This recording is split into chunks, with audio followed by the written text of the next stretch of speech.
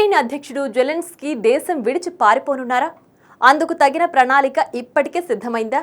ఉక్రెయిన్లో అధికార మార్పునకు America green signal ఇచ్చిందా? ఇక జెలెన్స్కీ ముందు దేశం విడిచిపోవడం మినహా మరో మార్గం లేదా? వీటన్నిటికీ సమాధానం అవునని అంటున్నారు ఉక్రెయిన్ మాజీ ప్రధానమంత్రి మైకెలో అజరోవ్.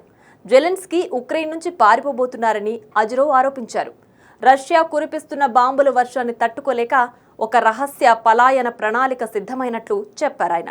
యుద్ధభూమిలో ఉక్రెయిన్ తీవ్రంగా దెబ్బతింటున్న వేళ అజరోవ్ బాంబు పేలుళ్ల లాంటి ఈ ప్రకటన చేశారు.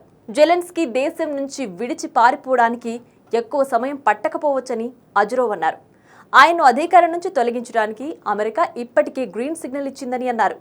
అజరోవ్ ప్రకారం వాషింగ్టన్ ఇకపై జెలెన్స్కీ నాయకత్వానికి మద్దతు ఇవ్వడం లేదు కాబట్టి ఆయన ఆప్షన్స్ చాలా పరిమితం.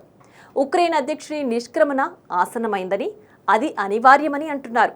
రష్యాతో వివాదం తీవ్రమవుతున్న కొద్దీ ఉక్రెయిన్లో రాజకీయ అనిశ్చితిని మరింత తీవ్రతరం అవుతుందని అన్నారు.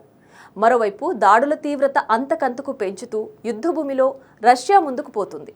ఆదివారం తమ భూబలగాలు తొలిసారిగా ఎంతో కీలకమైన డెనిప్రో పెట్రోవెస్క్ ప్రాంతంలోకి ప్రవేశించాయని రష్యా ప్రకటించింది. తన 90వ ట్యాంకు రెజిమెంట్ యూనిట్లు డొనెస్క్ సరిహద్దును దాటి పక్కనే ఉన్న ప్రాంతంలోకి ప్రవేశించాయని రష్యా రక్షణ మంత్రిత్వ శాఖ ప్రకటించింది.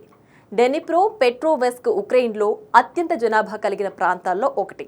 అలాగే ఉక్రెయిన్ సైన్యానికి కీలకమైన లాజిస్టిక్స్ హబ్గా ఉంది. కాబట్టి రష్యాపై దాడి చేసే అవకాశం గణనీయంగా ఉంటుంది.